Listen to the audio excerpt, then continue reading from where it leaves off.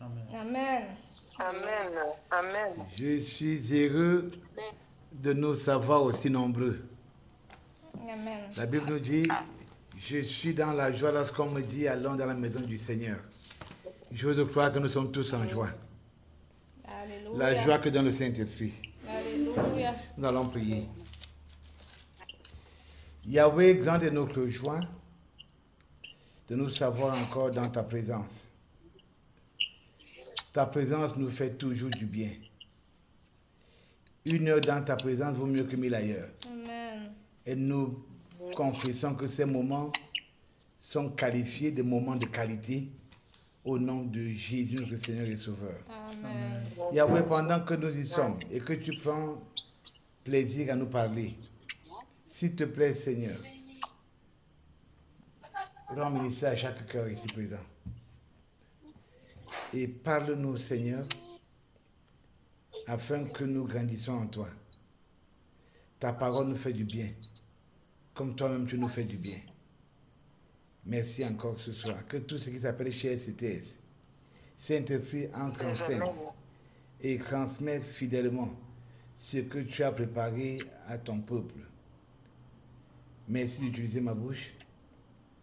Merci également de me rendre ministère et de m'enseigner pendant que je parle, afin que je grandisse en toi au nom de Jésus, notre Seigneur et Sauveur. Amen. Amen. Bonsoir une fois de plus. Bonsoir, bonsoir. Bonsoir, papa. Waouh, ce matin, je vous dis ce soir, nous sommes heureux d'être ensemble. Et comme nous disions jeudi lundi, je voudrais encore nous rappeler la personne de Daniel, ce grand homme que nous avons tous connu et qui essaie de faire de grandes choses dans nos vies. Amen. Ce grand homme qui est pour nous un exemple. Ce grand homme qui a su aimer Dieu. Le tout n'est pas d'aimer Dieu, c'est de bien l'aimer. Daniel l'a bien aimé. Et nous sommes heureux de savoir que nous sommes comptés encore parmi ceux-là qui aiment le Seigneur Jésus. Que la gloire lui revienne au nom de Jésus. Amen. Amen. Oui, ce soir, nous parlerons de ce que tu dois être, de ceux-là qui entrent dans le secret de Dieu, dans le conseil de Dieu, dans les projets de Dieu. Chaque fois qu'un homme reçoit le fardeau de Dieu, le porte comme il se doit, il réjouit le cœur de son Seigneur. Hier, nous avons tous reçu un chèque blanc de notre Dieu. Un chèque blanc qui venait directement du trône de notre Dieu, qui venait du royaume de Dieu. Et ce chèque, tu dois toi-même le remplir. Dieu nous a dit, demande-moi. Oui, le Seigneur a dit hier de lui demander ce que nous voulons. Qu'est-ce que tu veux qu'il te fasse? Tu dois être parmi les vierges sages. Amen. Amen. Nous ne serons pas seulement vierges, nous serons des vierges sages. Parce que les folles ne savent pas ce qu'il faut faire. Oui, avant-hier, le Seigneur nous a encore amenés dans le livre de Daniel. Nous avons vu comment ce jeune Daniel, qui venu à Babylone par force, s'est trouvé choisi parmi ceux-là qui doivent être formés par les Chaldéens pour servir dans ce royaume. Mais jeune qu'il était, il aimait le Seigneur. L'amour pour ton Dieu ne dépend pas de ton âge physique. Si tu es jeune, sache que tu es bien parti, tu es capable d'aimer Dieu. Si tu es âgé, tu peux également aimer ton Seigneur. Mais comment est-ce qu'on doit l'aimer? On doit l'aimer selon qu'il est écrit en Matthieu 22, versets 37 à 39. Tu aimeras l'Éternel ton Dieu de tout ton cœur, de toute ton âme, de toute ta pensée. On ne doit pas aimer Dieu à moitié. Daniel est l'exemple d'un enfant qui a aimé Dieu. Aussi vrai que dans le livre de Exode, chapitre 34, Dieu se fait appeler le jaloux. Nous devons également aimer Dieu d'un amour jaloux. Alléluia. Quand il y a amour véritable, il y a jalousie. Alors, Daniel a aimé son Dieu d'une manière jalouse. Quand il a été déporté à Babylone, il a eu ce que le monde appelle privilège de manger les mecs qui sortent tout droit de la table du roi. Mais il a vu ça comme un poison pour son âme. Si Babylone veut dire demeure de Satan, c'est que Nebuchadnezzar c'est Satan. Alors il ne peut pas manger des mecs qui sortent de la table du diable. Il a préféré les légumes amers et l'eau. Au bout d'un certain temps, il était plus en bon point que tous les autres. À la fin de la formation, il surpassait Daniel et ses 3 compagnons surpassaient les autres, surpassaient 10 fois les autres. Il a servi dans des hautes fonctions de l'administration babylonienne. Mais ce n'était pas pour lui un privilège à se dire écoute, je ne souffre pas comme les autres. Daniel avait la peine pour son peuple. Il cherchait des voies et moyens travaillant à Babylone. Il n'était pas babylonien. Comme il a été dit également dans la Bible, dans Jean 17, tu es dans le monde, mais tu n'es pas du monde. Tu es dans le monde, mais tu n'es pas du monde. Si tu vis dans ce monde de manière à être de ce monde, c'est que tu n'es pas digne d'être à cette table ce soir. Nous sommes dans le monde, mais notre patrie est au ciel. Alléluia. Auprès de notre Seigneur Jésus. Amen. J'attends seulement ce jour, je le verrai face à face. Où je le connaîtrai comme j'ai été connu. Alors, Daniel va porter le fardeau de son peuple. Et un jour, il va lire dans le livre et découvrir qu'après 70 ans, ce peuple va sortir. Il a commencé à tourner sa face vers le Seigneur afin de le supplier dans le jeûne et la prière. Ce n'était pas seulement ce jour. On a vu avant-hier que pendant 40 ans, Daniel, pendant ses congés, prenait un programme de 21 jours. Il portait ce peuple. Il portait ce fardeau avec joie. Pendant toute l'année, tout le règne de Darius, qui a fait 37 ans, et la 3e année du roi Cyrus, Daniel n'a jamais sauté une année sans prendre ce programme. À la 40e année, encore ce fameux chiffre de 40. Le Seigneur va entrer en scène. Et la Bible nous dit, depuis le premier jour, il a été exaucé, on a vu l'autre jour. Mais le roi de Perse a bloqué Gabriel, l'ange Gabriel. Et ils ont combattu pendant 3 jours. Michel est venu combattre pendant 3 jours. Et le 24e jour, il reçoit le message. Je rappelle encore le thème. Tu dois être du conseil de Dieu. Tu dois être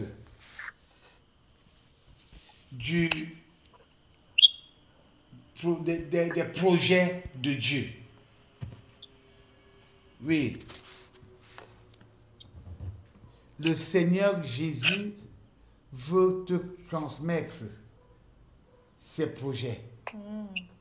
Il veut te transmettre ses conseils. Être dans le conseil de Dieu veut dire assis à la table de Dieu et voir ce qu'on va faire.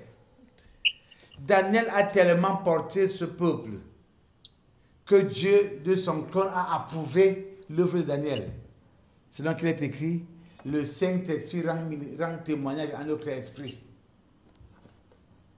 Ce à quoi Dieu t'a donné de faire, ce que Dieu t'a donné de faire, le Saint-Esprit prend plaisir à te rendre témoignage de ce que tu es en train de bien faire ou pas.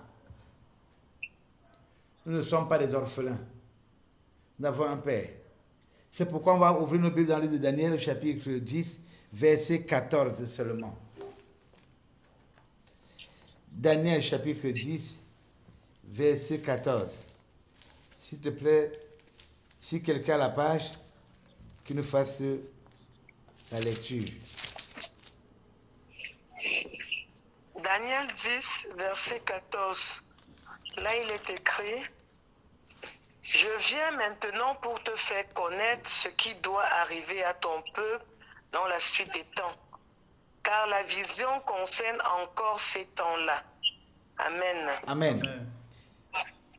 Tu peux encore relire ce verset, maman. Je viens maintenant pour te faire connaître ce qui doit arriver à ton peuple dans la suite des temps, car la vision concerne encore ces temps-là. Alléluia. Amen. Alors, je veux que nous rafraîchir la mémoire en te demandant, ma chère sœur Carole, de nous lire le verset 12. Stéphanie, de nous lire le verset 12. La sœur Fanny. Fanny, oui, il me dit, Daniel, ne crains rien, car dès le premier jour où tu as eu à cœur de comprendre et de t'humilier devant ton Dieu, tes paroles ont été entendues, et c'est à cause de tes paroles que je viens. Alléluia. Amen. Daniel, j'étais tranquille dans le royaume de Dieu. J'étais en paix dans la gloire. Nous vivons dans la gloire. Parce que tout ce qui est autour de notre Dieu s'écrit gloire. Et tes anges portent sur eux la gloire de Dieu. Voici pourquoi quand il est arrivé, Daniel n'était pas seul. La gloire que portait cet ange leur a donné les a mis dans une frayeur inexplicable à tel point que les autres ont préféré fuir. Daniel s'est écroulé.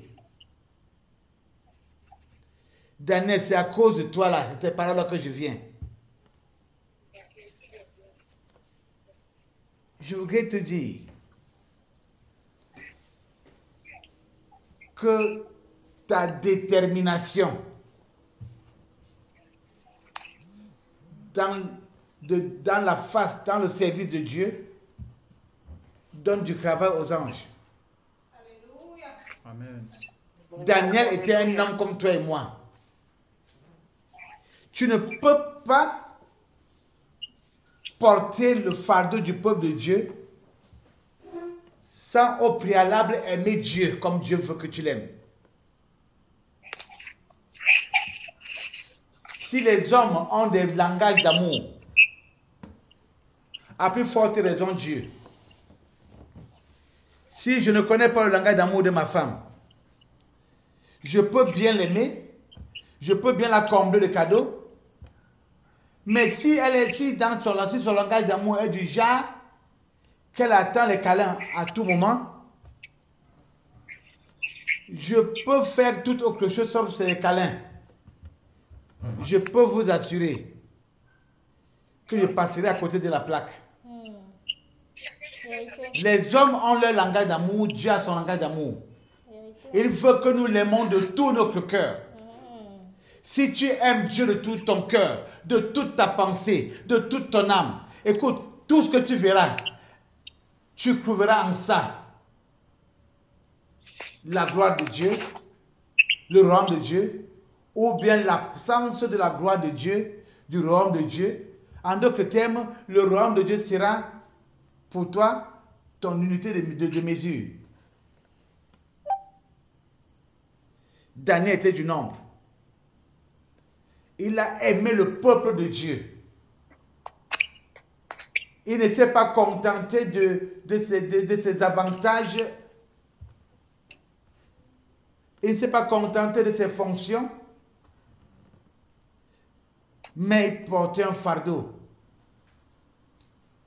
Au-delà de ce fardeau, il avait une intimité avec Dieu. Alléluia. Quelle qu'en soit la tâche de la journée, 3 fois par jour, il priait en regardant vers Jérusalem. Je n'oublie pas d'où je suis sorti. Je n'oublie pas le ciel. Ma demeure n'est pas sur la terre. Je ne suis pas du monde. Je suis du royaume de Dieu. Alléluia. 3 fois par jour, il priait. Il avait une intimité avec Dieu. Tel que Dieu envoie l'ange lui parler en ces termes. Je viens maintenant pour te faire connaître ce qui doit arriver à ton peuple. Pourtant, Daniel prie pour le peuple de Dieu. Mais Dieu dit, ce peuple, je te l'ai donné. D'où je nous pose la question. Qu'est-ce que nous faisons des responsabilités que Dieu nous confie? Qu'est-ce que nous faisons de ce que Dieu nous a donné de peuple? Est-ce que nous veillons sur eux de manière à ce que Dieu fasse de notre peuple, comme c'est le cas de Daniel? Si tu es porteur de fardeau, j'aimerais que tu revoies ta façon de travailler. Est-ce que Dieu t'a un jour dit que ce peuple est à toi, est ton peuple?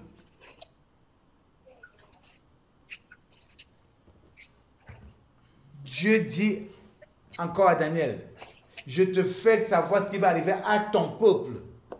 En d'autres termes, je suis content du fardeau que tu portes.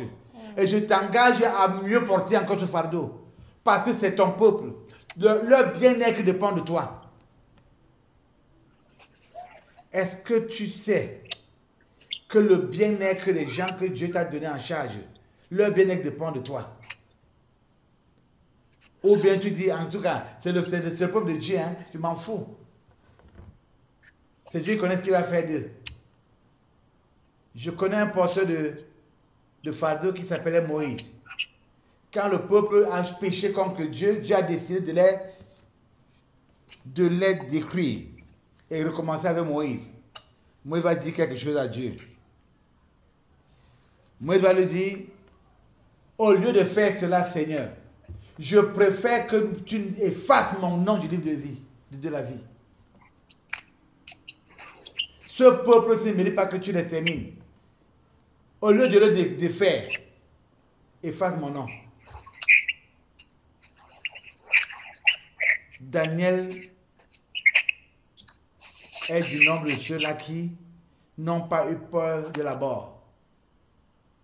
Oui, c'est à cause de la gloire de son Dieu qu'il a été jeté à la fosse au lion.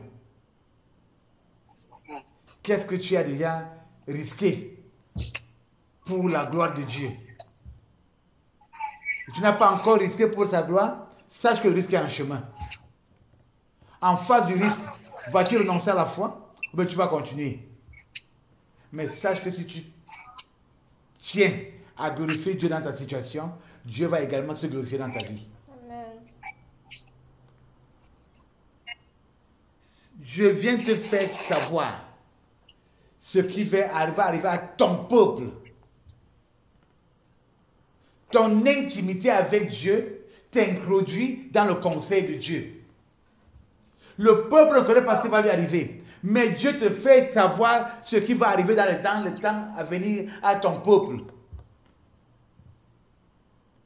Pour que tu travailles davantage. Oui, parlons d'intimité. N'avons-nous pas appris que l'Église est l'épouse de Christ?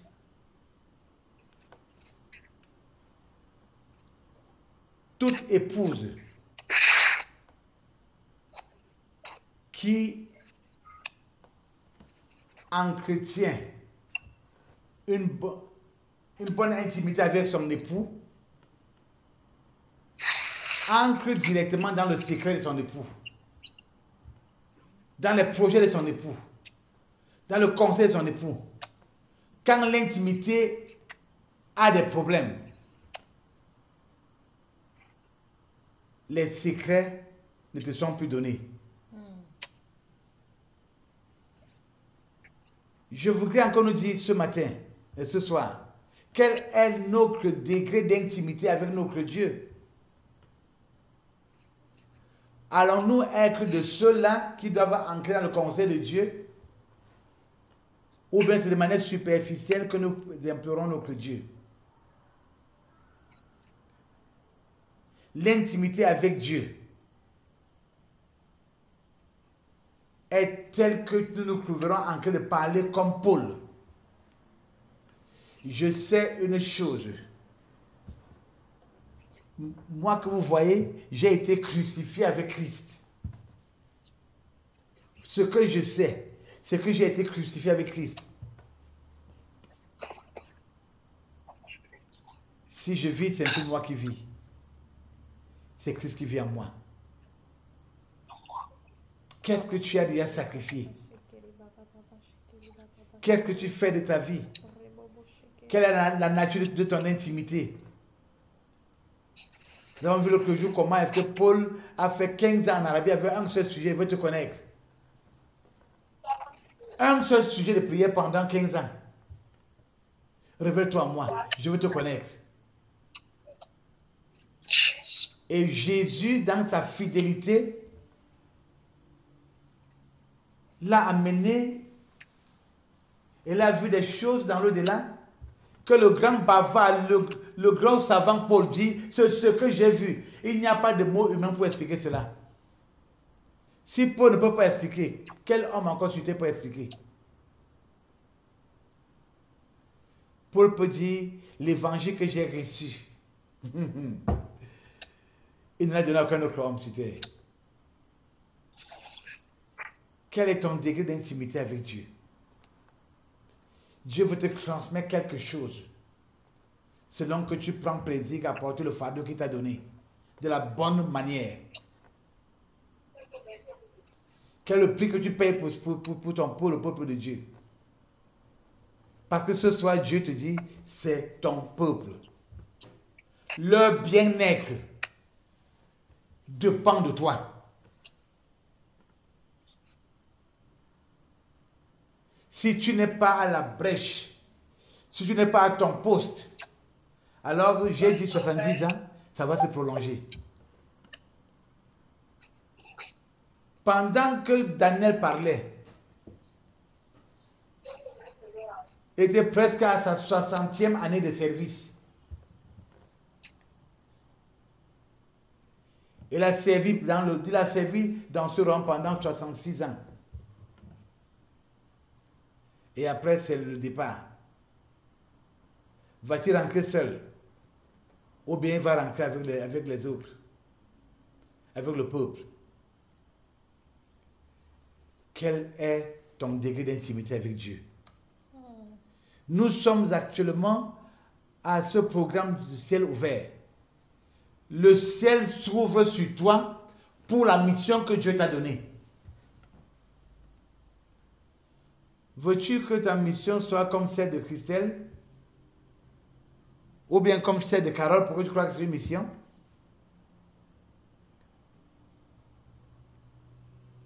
Je ne voudrais te dire ce soir, quelle qu'en soit la petitesse de ta mission, il n'y a pas de petites choses en Jésus que le Seigneur Jésus. Amen. Tu peux croire que ta mission est petite, mais je peux t'assurer que la gloire de Dieu dans cette petite mission est grande. N'est-il pas écrit, maudit soit l'homme qui fait à la négligence d'œuvre de notre Seigneur?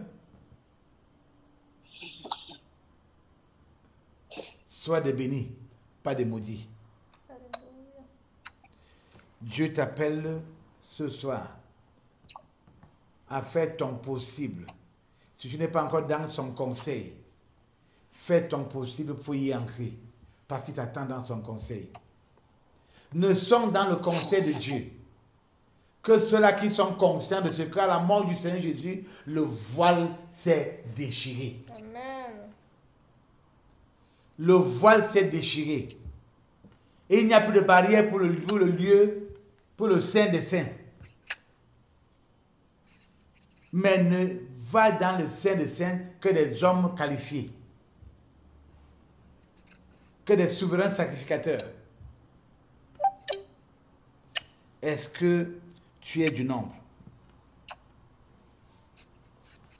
Dans le Saint des Saints, quand même le voile est déchiré, on ne fait pas n'importe quoi dans le Saint des Saints. Tu te comportes mal, tu meurs. Mais Dieu nous attend au Saint des Saints. Frère, sœur, c'est fait pour toi. C'est fait pour moi. Alléluia. Nous devons être de ceux-là qui ne vont pas au Saint des Saints pour ressortir, mais qui vont au Saint des Saints pour demeurer. Parce qu'à ces lieux, il y a la gloire de Dieu. Alléluia.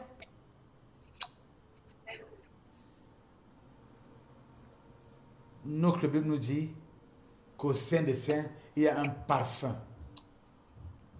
Il y a un parfum que nous portons sur nos corps. Ce parfum s'appelle la bonne odeur de Christ. Alléluia. Ce parfum s'appelle la bonne odeur de Christ. Donnant la vie à ceux qui doivent vivre et donnant la mort à ceux qui doivent mourir. Tu n'es pas ici par hasard. Tu es ici parce que Dieu va ouvrir les cieux sur ta vie pour que tu deviennes une haute tension spirituelle. Mon frère, ma soeur, sommes-nous prêts pour le conseil de Dieu? Sommes-nous prêts pour les projets de Dieu? Sommes-nous prêts pour les secrets de Dieu? À cette question, je pense qu'il y a une révolte. Nous ne devons pas passer à côté de la plaque. Dieu nous attend dans son conseil. Mon frère, ma soeur, ne rate pas le conseil de Dieu. Que le Seigneur te bénisse. Amen. Amen. Merci, Papa Paul. Que le Seigneur te bénisse également.